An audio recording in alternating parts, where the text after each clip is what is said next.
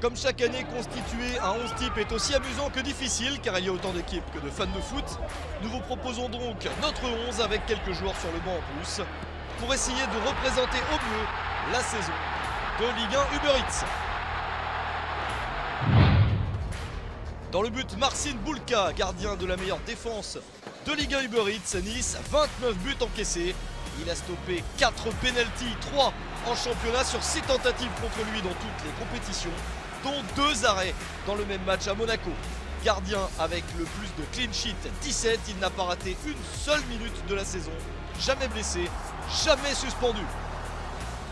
Il va aller en Allemagne disputer l'Euro avec la Pologne, il progresse dans la hiérarchie des gardiens de son pays.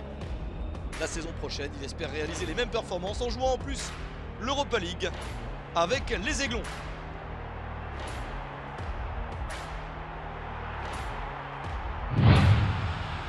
Toujours aussi efficace grâce à sa vitesse et sa technique, Achraf Hakimi a encore beaucoup joué et contribué à aider le PSG à remporter tous les trophées nationaux. 25 matchs de Ligue 1 Uber Eats, 4 buts et 5 passes décisives. Seulement 3 cartons jaunes pris et aucun rouge. Achraf Hakimi a été particulièrement discipliné. Une énorme déception dans sa saison tout de même, l'élimination dès les huitièmes de finale de la CAN avec le Maroc, lui qui a raté un pénalty en fin de match alors que son équipe perdait 1-0 contre l'Afrique du Sud, futur 3e du tournoi. Mais il s'est relancé pour bien finir la saison et remporter la Coupe de France après le Trophée des Champions et donc la Ligue 1 Uber Eats.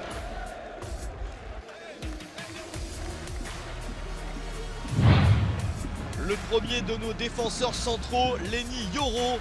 Beaucoup d'espoir dans sa première partie de saison et il a confirmé en réalisant une excellente saison complète. 32 matchs joués, 2 buts, 5 cartons jaunes et aucun carton rouge.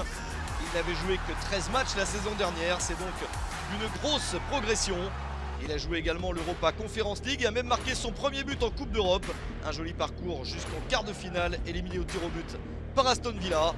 Des interventions défensives efficaces et une relance très sûre avec plus de 92% de passes réussies. C'est le 6e meilleur joueur de Ligue 1 Uber Eats dans ce domaine.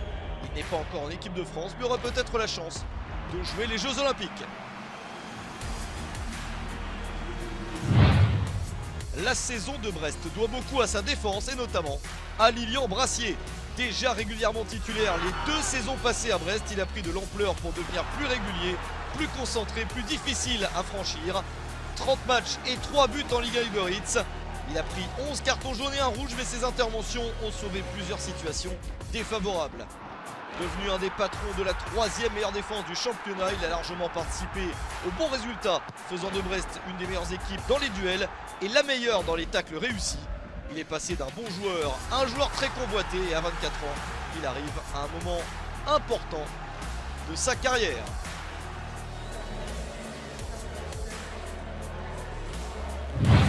Encore un Brestois au poste de latéral gauche, Bradley Loco, c'est peut-être la surprise de ce 11, surtout si on avait dû l'imaginer en début de saison.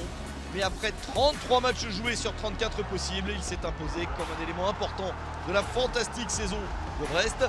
3 passes décisives, 5 jaunes, aucun rouge comme bilan. Il a apporté en attaque et a surtout bien fermé son couloir. C'est le 4e joueur à remporter le plus de duels, le 2e joueur du championnat avec le plus de tacles, 97. Il s'est adapté vite au très haut niveau et a augmenté le sien pour devenir incontournable.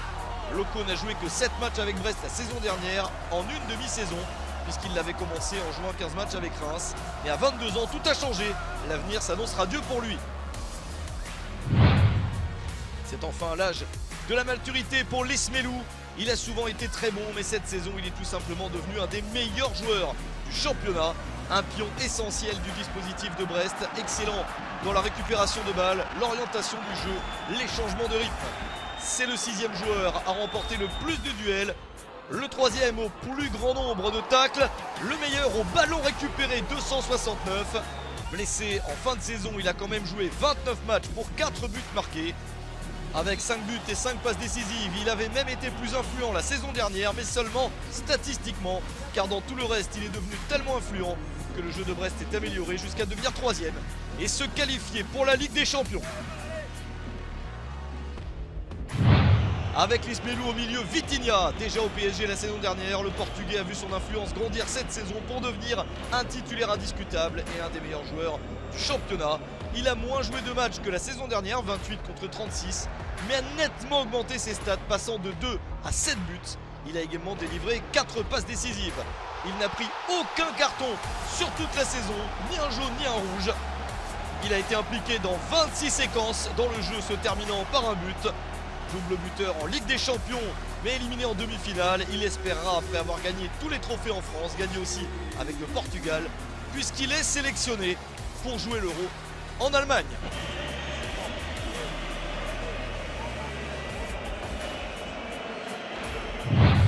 Difficile de sortir un monégasque du lot, chacun ayant beaucoup contribué à un joli collectif. Une attaque parfois de feu et une place de deuxième. Nous avons choisi Takumi Minamino, qui était excellent avec 9 buts et 6 passes décisives en 30 matchs. Un rendement impressionnant. Au départ ou à la finition des actions, il a été capital dans le jeu de son club. Un peu moins influent en sélection malgré 2 buts dans le tournoi, il a connu une grande déception durant l'hiver, éliminé 2-1 par l'Iran en quart de finale de la Coupe d'Asie des Nations. C'est bien avec Monaco que le Japonais a le plus brillé et il voudrait être encore plus fort la saison prochaine en disputant la Ligue des Champions.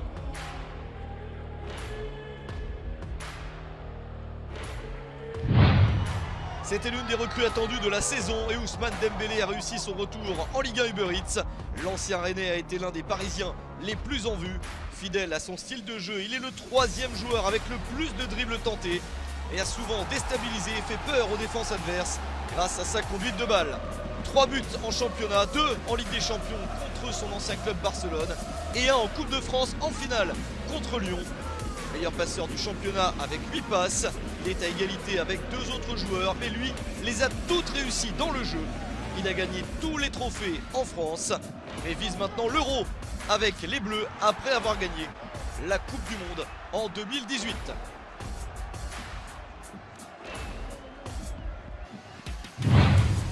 Encore une fois, Alexandre Lacazette a porté Lyon, mais dans une saison inattendue.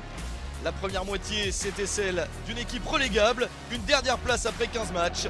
La deuxième partie, une attitude de champion avec un capitaine qui augmente la cadence et marque de plus en plus. 7 buts sur les 9 derniers matchs. Il termine 2e meilleur buteur à égalité avec Jonathan David de Lille. 19 buts au total. Et en plus, il a touché 4 fois les montants. Sa seule déception, c'est une défaite en finale de la Coupe de France contre le PSG. Mais la saison de l'OL est fabuleuse, avec une 6e place et une qualification pour l'Europa League. Lacazette a donc été encore une fois un grand buteur et un grand capitaine. Évidemment, on termine le 11 avec Kylian Mbappé, toujours aussi incontournable, même en ayant joué un tout petit peu moins. 29 matchs de championnat. Il a réussi à terminer largement meilleur buteur avec 27 buts. Meilleur buteur pour la 6e fois et la 6e de suite. Il est décisif toutes les 63 minutes. Il obtient la 7e place des meilleurs buteurs de l'histoire du championnat. À cela, on peut ajouter 7 passes décisives, 8 buts en Coupe de France, au moins 1 à chaque tour, sauf en finale, mais que le PSG a quand même gagné. La déception, c'est la Ligue des Champions avec une élimination en demi-finale, mais une place de meilleur buteur avec 8 réalisations à égalité avec Harry Kane. Il reste l'Euro avec la France pour gagner encore un trophée de plus dans sa collection déjà impressionnante. On termine avec un banc, Gianluigi Donnarumma, très impressionnant sur certains matchs avec le Paris Saint-Germain. Lucas Hernandez a fait une très belle saison gâchée par une grosse blessure sur la fin, il ne pourra pas disputer l'Euro. Il a réussi presque 70% de ses tacles lorsqu'il était disponible. Warren Zaïre-Emery, également un Parisien, s'est révélé aux yeux du grand public. Il a réussi plus de 92% de ses passes. Alexander Golovin a également brillé, 6 buts et 6 passes décisives. Dommage qu'il ait été blessé en fin de saison. Et un attaquant redoutable pour finir, Pierre-Emerick Aubameyang, 17 buts plus 6 poteaux. Voici notre 11 et un banc solide. Et vous, quelle équipe auriez-vous choisi ?